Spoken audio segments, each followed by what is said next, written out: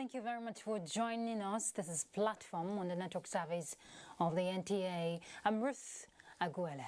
Today we explore a very critical area in science and technology, space technology. Nigeria has ambitious goals for its future in space, and investing in space technology could have a significant impact on the socio-economic development in the country. However, there are challenges that must be addressed if the nation must develop a thriving space program. Now, this is where the National Space Research and Development Agency comes in. It was established in 1999 with a broad objective to pursue the development and application of space science and technology for the benefit of the nation. Now, its mandate is clearly to make space science and technology application an integral part of the overall strategies for sustainable development. But there are questions seeking answers. With the crop of scientists in Nigeria, why are we yet to launch satellites from a spaceport located in the country? Now, how can we leverage on the advantages of space technology to tackle insecurity in the country? What are the strategies adopted by the agency in advancing Nigeria's space technology, and what is the roadmap in sustaining the drive of Nigeria's space policy? Well, many questions begging for answers. Our focus on Platform today is advancing Nigeria's space technology, the issues and gaps. And my guest is no other person than the Director General, National Space Research and Development Agency, Dr. Halilu Ahmad Shaba. Thank you very much for joining us on Platform. Thank you, Ruth. Okay, so let me take you through a bit of his profile. Dr. Halilu Ahmad Shaba was born on 1st October 1966. He began his basic education from Capital School in Sokoto and rounded off his primary education in Kaduna. He attended Rimi College, Kaduna, and Government Secondary School, Rijau. He holds a bachelor's degree in geography from Bayero University in 1988. He has worked with the National Population Commission. He further obtained his master's in technology in remote sensing application in 1993 and a PhD in the same field, all from the Federal University Technology in Minna. He transferred his service from National Population Commission excuse me, in 2001 to Federal University Technology, Minna, and later left to join National Emergency Management Agency in 2006. He joined the National Space Research and Development Agency in 2009. He's a member of Academics of Science, Nigeria Geographic Association, Association of Nigerian Authors, GeoSun, and also a fellow of Nigeria Cartographic Association. He has written 2 novels, Darkness of Doom and Bubble Dreams, and has supervised over 40 master's and postgraduate diploma theses and about 30 undergraduate researches. He has co-supervised over 7 PhD, both in Nigeria, United Kingdom, and Ghana. He has written and co-authored about 35 journals and conferences, articles. He's still lecturing, farming, and a scholar, and was appointed DG Nasrda on April 30th, 2020. Thank you once again for joining us, the renowned scientist. Thank you so much for having me. All right, and of course we have a panel on Platform, and our panelist is Adebola Brooks-Linson on the NTA correspondent. Thank you very much for joining us. It's nice that I'm on this panel today. All right, so like I said earlier, we're looking at advancing Nigeria's space technology, the issues and the gaps. Dr. Shaba.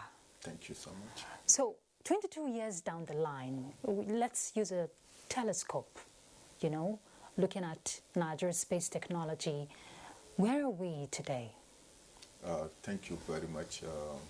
Since the establishment of National Space Research and Development Agency, the Space Agency produced the first satellite in 2003, which is Nigeria Sat-1.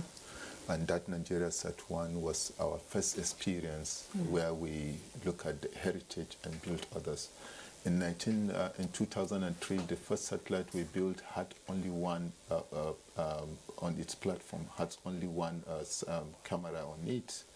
If I use the layman's language, we call it payload, but it has only one camera, which is 32 meters resolution. 32 meters resolution is a medium resolution satellite. Going on from there, we now went to build, in 2011, we built the second satellite, which is Nigeria Sat-2.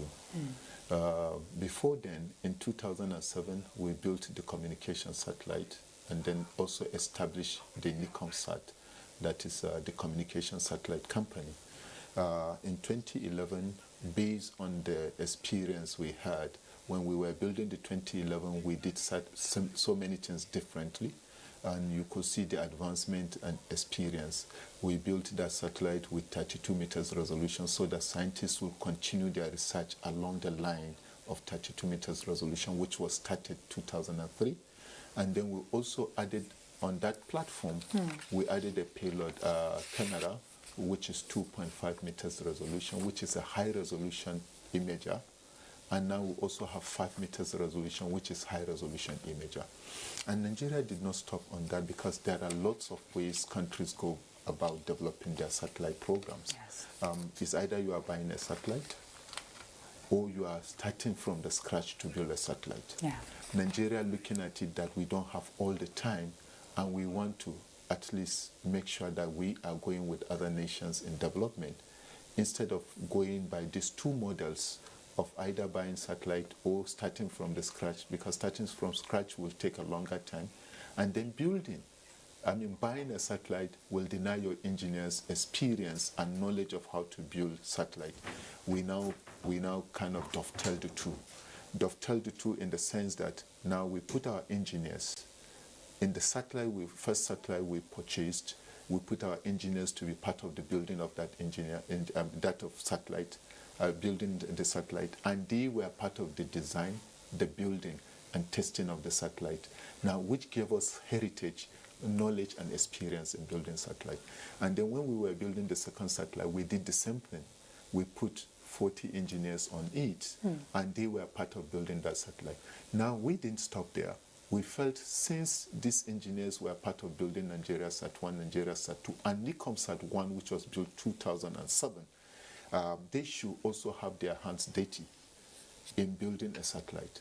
And now they built, under the supervision of our partners, the satellite which we call Nigerian Sat-X. If you look at the name, we have Nigeria Sat-1, Sat-2. We want to build Nigeria Sat-3, Sat-4, Sat-5. You see that this one does not go with the same nomenclature. We call it Nigeria Sat-X, which is an experimental satellite. What is different about the Nigeria Sat-X? Because I know it was launched last year, Yes. fully funded under the Nigeria Sat-X is an experimental satellite, fully built by Nigerians under the supervision of our partners in Surrey. And when it was fully built by Nigerians, that shows that Nigeria has a heritage in building its own satellite. So we built that satellite ourselves. Now, the initial thought was we were going to build a satellite. But since it met all the specifications, and Nigeria not being so rich a country that will build a satellite and put in the museum, now we said, okay, let's do one thing again to it. Let's test it. Now that will show, if we said it was built to flight standard, test it. Now we said, okay, let's test that flight standard, put it in orbit. And then it was put in orbit and it's still operational. And I can tell you, it came with a payload, that is the camera, which is 22 meters resolution. And that was the first time in the world that you are putting a satellite of this meter at 22 meters resolution. And our engineers decided that let's try it. So we tried it. So if we had built it and put it in the museum, it's not serving anybody. If we put it in the museum, it was not tested. If we put it in the museum, we cannot say that our engineers have a perfect build. But now we're testing it in the space, we say perfectly, it's working. And I can tell you it is most used than the Nigeria Sat-X due to the knowledge of the scientists who are using the satellite data, because it is beyond, it is better than the medium resolution, which is 32 meters resolution. And just for clarity's sake, before Adebola comes in, has it been launched? It was launched together with, that's one thing again we did in 2011. For the first time, Nigeria launched 2 satellites at the same time. They were all launched at the same time. The satellite you mentioned earlier, which was last year or thereabout, was the nano satellite. We put somebody we worked with the university because at times universities have, you can go back to the universities and fetch some experience. So we worked with a university in Akure, and then another university, Kiashu, because it's supposed to be a university relationship, and then put an engineer on it, and then we built nanosatellite, which was between China, Ghana, and Nigeria, and the 3 nanosatellites were launched at the same time. If you look at it, the world is going, is miniaturizing, and it's becoming a bit lighter. So in the instance that we don't have the money to build the mega satellite, we can put nanosatellites for operational purpose, for specific reasons. For example, you have something you want to look at in 2 to 3 years, you can put a small satellite there just for this period, and it's a project or a special vehicle, purpose vehicle. So that we tried so that at least Nigerians can leverage on it. Okay. You call it EduSats at the same time. Yes. Can you tell us which institution has been benefiting from this function? Okay. The university in Akure is benefiting from that. The Federal University of Technology in Akure is benefited from that because we have human development in it, and then also we have the knowledge of ground receiving station that is built with the students, so they are benefiting from it. If you recall, the one built by Ghana was also by a university. Then we have the Kyushu University in Japan. So they all benefited from it. Now what the Europe is doing is trying to bring most universities together, giving them the assignment, and then they now design, build, and then try to launch the satellites. Like when we learned that India was able to launch about 143 satellites or thereabout, if you look at it, these are small satellites that at least they are nano satellites that will serve the nation. Which area specifically are Nigerians benefiting? I think the first thing we thought about is knowledge.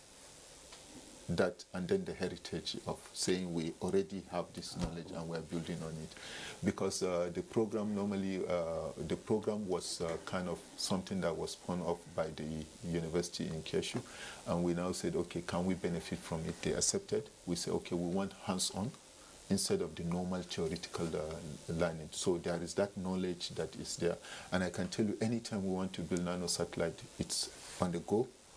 Yeah, we can easily roll out nano satellites because of that experience. Yes. Okay, let's look at the capacity of what we can do as a nation. I know the Center for Atmospheric Research is a center under the agency that is focused on, development and research.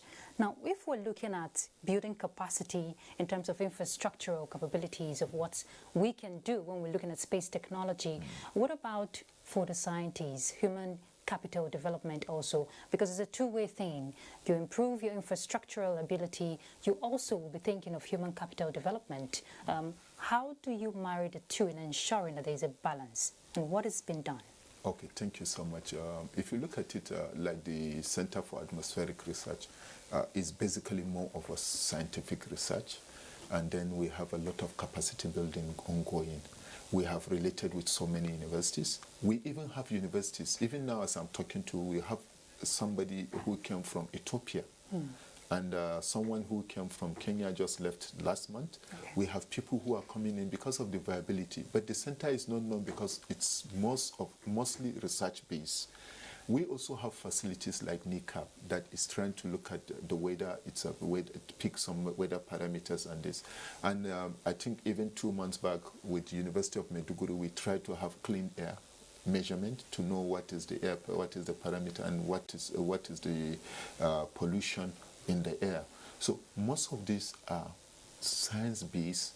That's why people don't even know, because what they get to know about is probably when there are products from it, and then when there are warnings from it. So that center is doing a lot in the area of atmospheric studies, and now they are even going into instrumentation, At times, certain things people go out of this country to buy instruments or to buy equipment they are using. That center is trying to build equipment. That center is trying to look at balloon, to test balloon and to see what it is. You will be surprised that some of our scientists are trying to work on the issue of balloon testing, what the rabbit will look like when it's flying, and then that will now impact on man because of the weight and so on. Now, if you move man from here, we talk about pressure. A lot of people just get into contact with pressure when they enter plane, and they tell them that when the pressure drop, this is what you need. They don't even know how it influences their lungs, how they breathe. It is only when you go to these centers. What we are not able to do is simulations, and simulations require so much money. Yeah. And Nigeria is not yet at it to say, let's put money in that. And that's why we keep saying that for science, technology and innovation, putting us under the normal budgetary allocation where we every day go with our plates, our caps in hand to say we need this budget will not work. What you do and what you do in other countries, there should be a kind of fund, there should be a kind of percentage from here to here, those who are benefiting from science. And then they will now have reasons to call us to account, because we say we want this percentage from this, we want 3% of research funds, we want 3% from petroleum funds, we want 3%. All these funds, when you put together, if you look at it, technology drives everything nowadays. Yes. And it's like everybody is benefiting from this technology. You know, it's good you mentioned budget for the space technology. Yes. I know for 2021 fiscal year budget allocation, there's a 54% increase compared to last year. If you're not going to be relying basically on the budget, what about generating funds? You talked about products that could be generated, that could be created by the space technology. Why are you not looking at harnessing those other aspects to generate funds? Okay, it's easy. It's because people look at the figures. Okay. And I keep saying people look at the figures, what goes into population. To national space research. National space research is still working on infrastructure. If you come to the space agency and look at our arena, we need more laboratories. This is where researches will be carried out. It is this product. If you check NASA, there are a lot of spin-offs. We said, put money in areas where we have spin-offs. Put money in research. Now, if you remove the infrastructural money, you see that the money given to research is so minute. Engineering does not come cheap. It doesn't come easy. Of course. Researches don't yield results easily. You don't carry out research. If researches were something that you go into, it's not like going into the kitchen. You go into the research, just in a month, it's out. There are a lot of things that you have to underline. Now, lacking the laboratories, it's one big issue. Then lacking the equipment in this laboratory is another issue. I can give you an instance with AITDC, because when you opened up this session, you started with a lot of questions. When are we going to launch on our own soils? What are we doing? What is the budget? Rocketry project is not a small project that requires just 5 million, 10 million. Now, again, we have AITDC, which has been there for over 10 years. We are trying to develop our assembly integration testing for the last 10 years. Now, if we go by what the president directed, that no project should be left uncompleted, we have this project. And what is it looking for? It's looking for billions and billions of naira. People see the billions, they don't see the infrastructure. Now, if you have AITDC, definitely AITDC is supposed to standardize all engineering manufacturing, engineering outputs. And it is only when they are standardized that you can enter to foreign market. As long as they don't have the standards you produce them, even Nigerians will not buy it. So we have engineers in Nigeria that will use these facilities, which is not a facility for the space agency alone. Now, this is a place we keep saying we want to build our own satellite. For the last 12, 15 years, this place is not ready, not even a clean room. The only place that is ready is the design center. Now, if the design center is not even completed, you are going to talk about this mega billion asset. Yes. Then build it and then get people to do it. Now, from this AITDC, we have a lot of spin-offs that the research has already been carried out. It's the development aspect of it that you need to. It's when you get to this development aspect that you invite public to come and invest in it, and then leave them to continue to develop it. If you have interface with the public, they give you feedback what the public is in need of, because you invested your money and we made something for you, and you are using that thing. You come back and say, look, you add this to this, and then we go into research and make sure that we're accruing. And Nigeria will have a lot of products. So the AITDC goes beyond satellite designs alone. It goes even into other engineering feats. If you want to deal with engineering, the military grade engineering and so on, you need assembly, integration and testing room. Now, apart from that, we also have issues of the ground station. The ground stations require upgrading. And this upgrading is after every 2-3 years.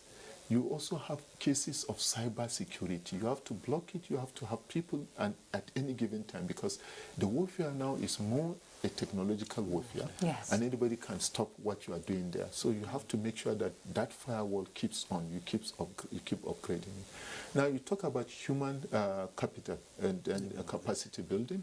The capacity building, we are grateful to the presidency. They gave us waiver and we can send our engineers everywhere to go and study, but you require the capital.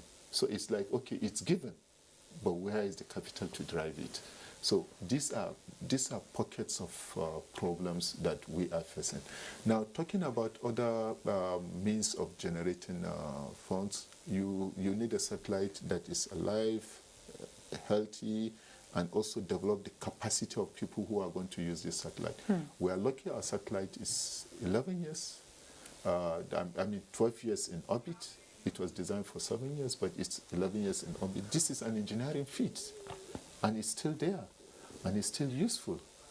So now, what we are doing in essence, because when you talk about satellite, you spend so many years trying to get people educated, trying to get people to know. We have now constituted ourselves more of service support. We made it a special purpose vehicle to support Ministry of Health, Education, support environment, water resources, and like you said, for sustainable development, to also support sustainable development goals of Nigeria. What about investments? What is the interest for the international community in our space technology? Are they readily available? Are you looking at private sector coming in? We are looking at private sector coming in, and I think we've had several meetings with private sectors. If you look at the space industry, you need so much capital to even invest in the activities of space industry.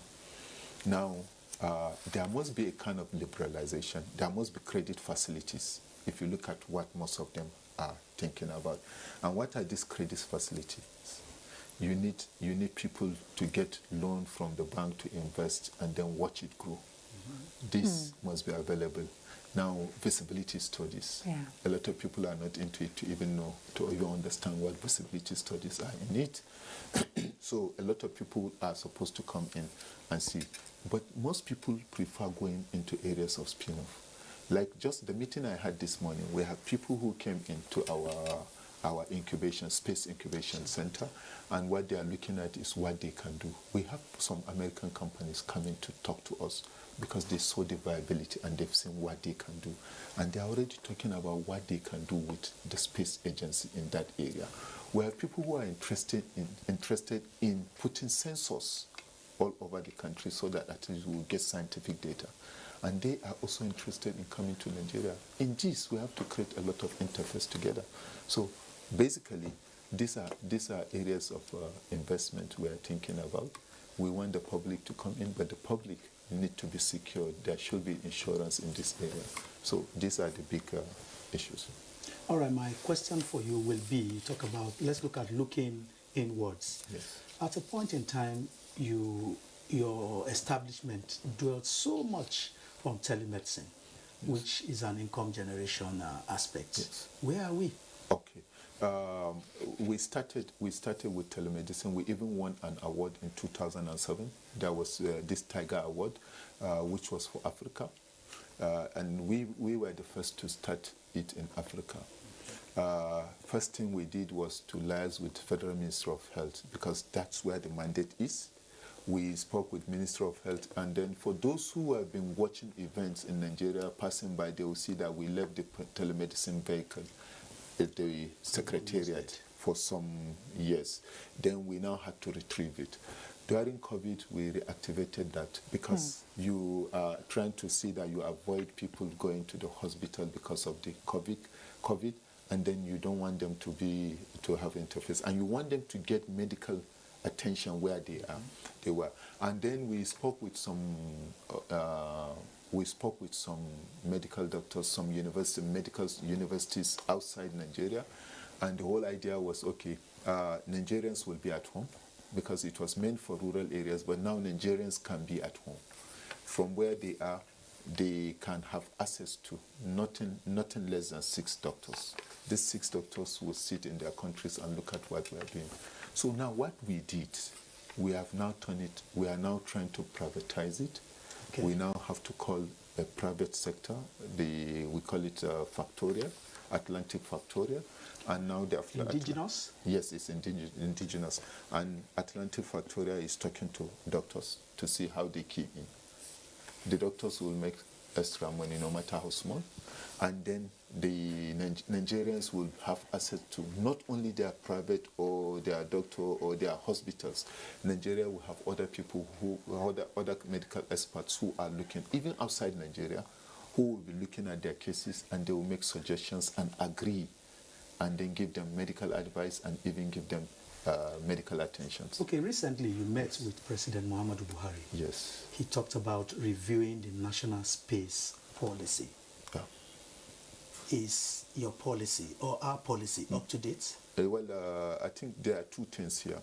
There is a policy that we have where we have to review, and then there is roadmap. Okay. Now, he was so particular about the roadmap, because we've been having roadmap and we have been shifting our roadmaps. We will have 30-year roadmaps, and we say we are going to put man in space by 2018. By 2023, the man is not in space. Then we say we are going to launch synthetic aperture radar by 2020. By 2020, we don't have the synthetic aperture radar. And now what he said is, come up with what is visible, because we were too ambitious. Okay. We were too ambitious because we are comparing ourselves with other developed countries. And we are looking at our capacity. We are looking inward, the capacity of our engineers, what we can do. Now, there is other capacity that is needed, the financial muscles. Okay. Now, the financial muscles was projected, this is what we are going to do. But if you have a dwindling economy, if you look at the recession we went in and the rest, whatever plan you have to go back to the drawing board and say, how do I fit my budget, my projection, my dream into these fluctuations? And he said, okay, go and review the roadmap. When you review the roadmap, it should be represented. Review your policy too, so that you see how you can get money outside government. Now, this we have done internally. Now we are calling people together so that they come and see what we are talking about roadmap, because a lot of people are stakeholders. Let's agree on what the roadmap, because the roadmap is for Nigeria, not for the space agency alone. Okay. And then the case of the policy now, everywhere you go in the world, space science and technology is a strategic asset, not something you say, go and bring revenue. It's a research agency, if you look at it. This is a strategic asset, just like you have in the hospitals, you have ambulance. Even if the doctors don't have car, there must be ambulance. So this is a strategic asset. You use when you need it. You also use because there is a need. Looking at the size of Nigeria, over getting to 1,000 kilometers, if you said you are going to buy satellite images anytime you need it, the same money you are going to use to buy the satellite images is enough to build a satellite for you. Okay, so why don't we look at how we can harness the advantage of what you're saying? Now, according to you, you have described satellite technology as the chronicle of the Earth that has the ability, to collate complex data. Yes. And if we put a spotlight on border-related security challenges, aside other security challenges.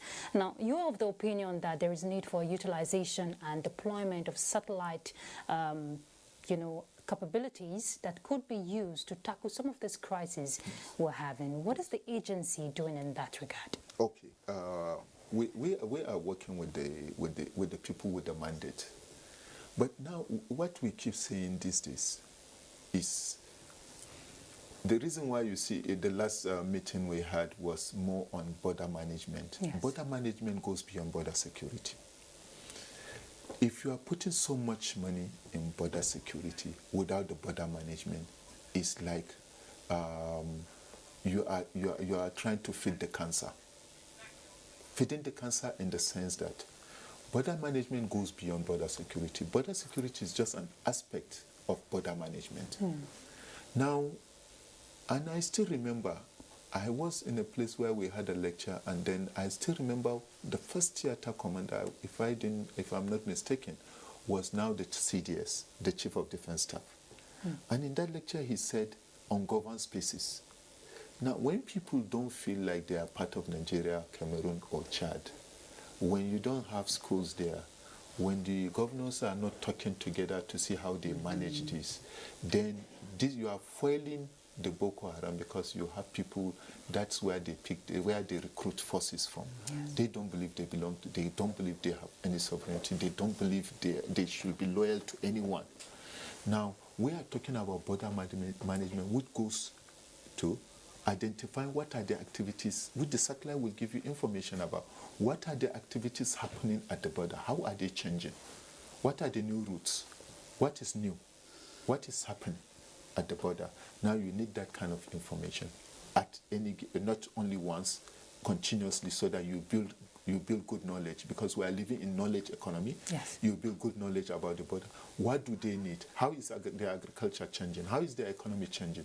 All these things. Now, if you look at it, the whole this is where we say small arms are coming into. This is where you say drugs are coming into. Because they are porous. Because they are porous. Yes. Now, for anybody that was at the meeting we had, you discover that they said if you put all the immigration officers in line, they cannot cover 36 kilometers. And we're talking about thousands of kilometers. Now, you need to also identify if anything is springing up, what is the terrain? Because you must have terrain analysis in case you want to go in there and assist them. So what we are always talking about is we should go into border management more than border security. Have that been in line? Is that in line rather now? Is that in place? Well, that is what we are soliciting for, because what we see more... What is required? What is required is, if you give me the room to say it, I see a situation where you have something like a border commission. Border commission that brings in both security and brings in all what you need, and then talks to all the governors at the border, and then you see something happening where you have what is enough. And I said border commission because, one, if you put an immigration officer at the border, he's doing immigration, the military is doing its own thing, and you need somebody that coordinates the activities of this, so that you have one report, you have one purpose, and you have one drive. This thing is driving you. Now, for me, I see that you need something. Because we have National Boundary Commission, we have immigration, we have civil defense, we have drug law. All of them are at the border. So we have all the laws and laws all at the border. But again, who is dealing with the education of the people who are there? You are leaving it to the government, and these people say we have not had the government. We've not felt anything from the government, for example. So, but if you have something, border commission will say, this is going to be our program for the next few years, and everybody will move towards that, and then the borders will be better places to be. Okay, you said you've been working with key players or other partners with the mandates. Do we have a reconnaissance center now where this information can be gathered, and you just project one information, a single information? Thank you very much. If you look at it, when I came into office the last 3 months, I started the idea of national Reconnaissance Center. Okay. The National Reconnaissance Center is to now bring in all the security, because it's supposed to be something that a facility for the security.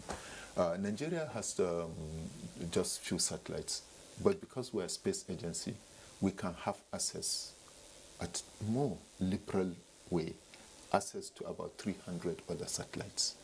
Okay. Because the satellites are not only dealing with communication and images, we are bringing in also meteorological satellite. We bring in satellites that deal with sensor. We bring in the satellite that deals with signal waves. We bring in analytics.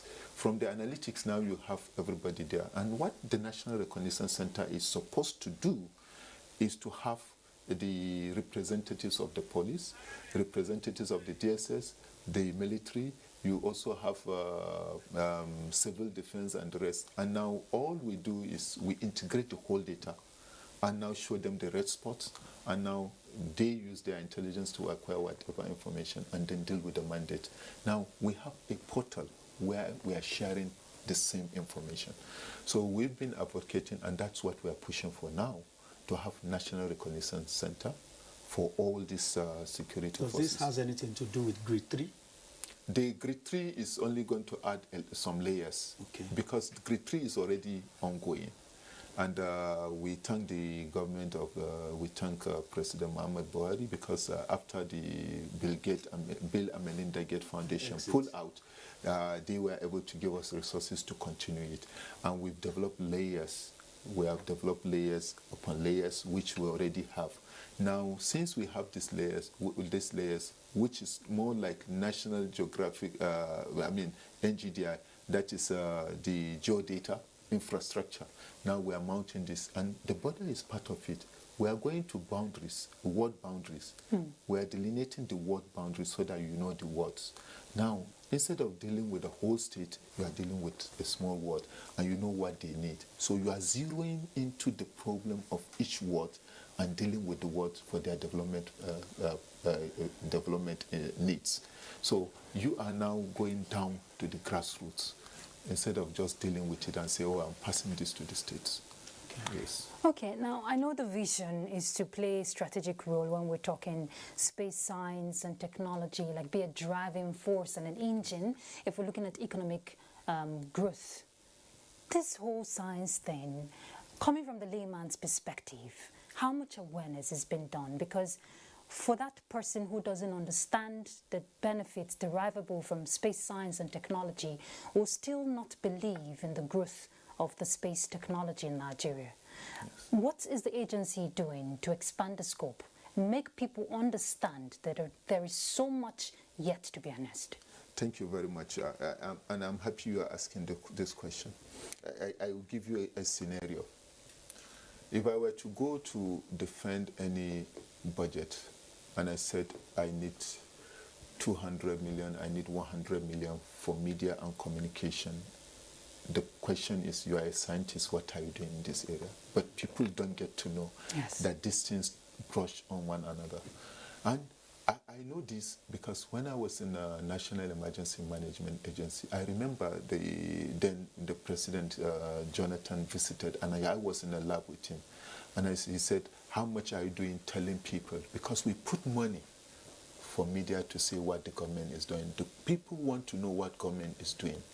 And the only way people will get to know what government is doing is when you put money for advocacy, for media and publicity. Now, one of our trust is that, but you don't get, because you are there fighting for, you are looking for money to build satellite, to build AITDC, to do this, and then they will tell you, you are looking for too much, then you are looking for money for media and publicity. If you look at the case of NASA now, they have their television. And if you don't do that, you don't get the right thing. And I thank my honorable minister and both the Minister of State, because the minister has been talking about science and technology television for quite too long. We didn't have that. Until you are able to have that, that's when you translate science, technology and innovation into a common man's language. Because who are the people doing these assignments when you send your children to school? It's the mothers. Yes. If the mother's language, if they start science, technology and innovation, we have it in these three languages. The children will not be afraid of maths, physics, and chemistry any longer because they know what it means. The names are the ones that are scaring them. So where we're saying, if we have science, technology, and innovation television, and you have space television, and then you have space program, people will get to know how much they are doing. Because an ordinary man does not even know that the handset he's using is from space. The internet he's using is from space. A lot of things he's doing are from space. Today you have a lot of things that are moved, like data due to internet, and then you have RF, Radio frequency. radio frequency and so on. They don't know it's coming from space. But it's only when you have things like this, and you have budget for the media, and you have a good studio where people come in. Let a common man ask me, what can I do with space? And I tell you, this is what you can do. The way we can influence agriculture, I can tell you we are going to change the space of agriculture in few years. That I can assure you. The environment will be better. The states will be able to generate revenue because we will be able to give them a very high resolution imagery so that you know what is the size of the land, what is the value of structure in it, Yes. and then how much you are charging from it, who is using what facility so that you'll be able to plan. Then you also be able to do simulation in the areas of security, and you'll be able to look at it in case of emergency. What do I do? I give you an example with Area 10. Area 10 has all the facilities it needs in case there is emergency. If you look at it, the military setup is close to Area 10. Yes. You have fire service close to Area 10.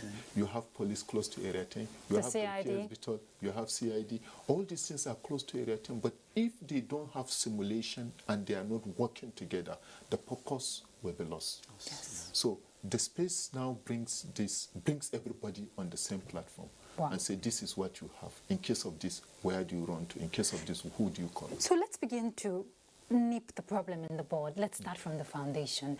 I know part of your mandate, you have the opinion of introducing astronomy into the curriculum at all levels Yes. of our educational system. Yes. I know a lot of young minds who want to, nurture their dreams in space science. But if we're not having it streamlined, it's not going to work. And we see dreams just, thwarted. What is your thought? My thought is as good as yours, because we keep saying, how do we enhance science, technology, and innovation in Nigeria? And the young minds, if they are not caught when they were at young, if they will never love it. And I know that we develop curriculum. Our institution in Ife worked on curriculum, how they can build this science, space science, because you have to be particular about what you are doing so that you are not taking anybody's mandate. We have developed that curriculum. We are also working in the area of astronomy so that we get them from secondary school so that they are able to appreciate what it is, and at least get the young minds so that in the night or in the night when they come out and they see any star, they are able to identify that this is this star and this is what we are expecting. So this we are doing, and we said if we don't get these things from scratch, we will end up not getting it at all, because you don't learn to, the Igbo proverb said, you don't learn to use your right hands at 50, the left hand at 50. So the young minds have to be caught from when they are children, and then they pick interest. What a lot of people don't see, a lot of things go into astronomy. There are a lot of benefits in astronomy. So that's what we are trying to bring to the table. Let them see the benefits first. Okay.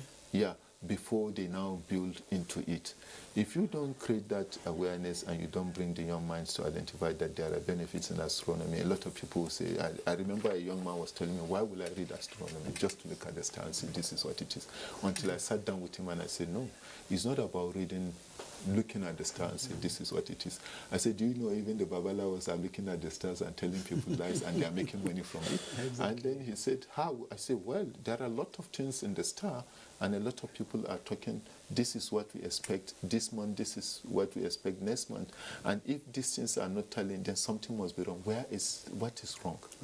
Yes. And there are a lot of calculations there.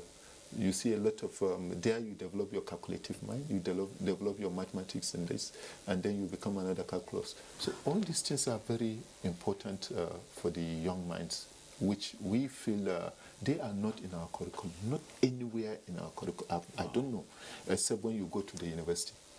So we're saying let it start from secondary school. Let them learn some basics. Even primary school. Primary school, because we have that. Let them learn some basics, appreciate it. It's when you occupy the mind, when you have fast growing minds and they are not occupied, they will use it for a different thing. Yes.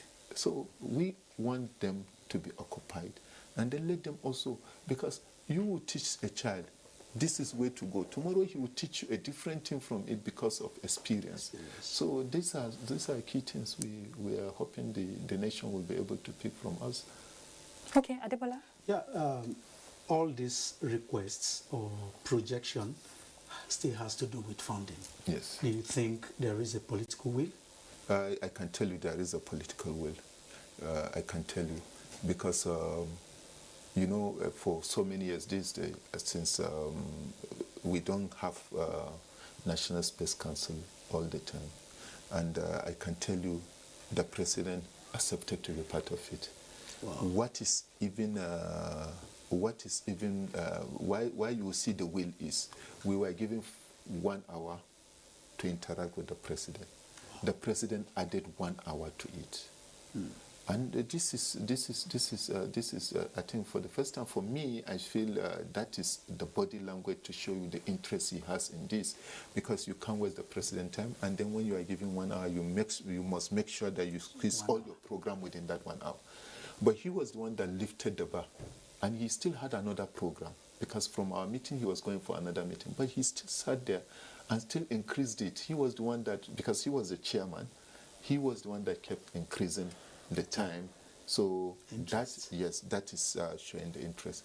And recently, my talk with members of assembly, the senators, the House of Reps, was marvelous. I told myself, I said, then what were we complaining about all this while? Because they all have interest in it. The Minister of Finance, because the grade 3 is under finance, yes. And I know how she fought to make sure that we have enough resources to continue with grade 3. And then even after, because she is a member of the council, even after that she said, oh, we want to support your program, and then come, let's see how we can sit down and see that the space agency is funded. Because everybody identified that it's not a normal budgetary allocation where you are thinking about billions. I can't come to you and say I want billions this year, then after 4 years, because the circular is built to last 4 years, I want more money. You start asking, why will I give you more money? So we have all this, all the ministers that were members of the Space Council. Frankly, I felt so glad that they were in support of space program, and that is showing you that is the political will, because these are the people that take decisions for this country. The National Assembly is so. The Senate President, for one, me and Senate President passed through the same course. The same first degree, we did the first degree in the same area. Wow. We did masters in the same area, we did PhD in the same area.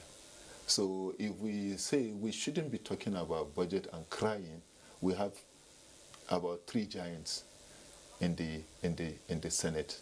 We have Professor Borough-Face, we have the Senate President, we have Deputy Senate President. So, but I am sure because their hands are tight, these are people who take decisions. They are looking at gamut of things that require funds.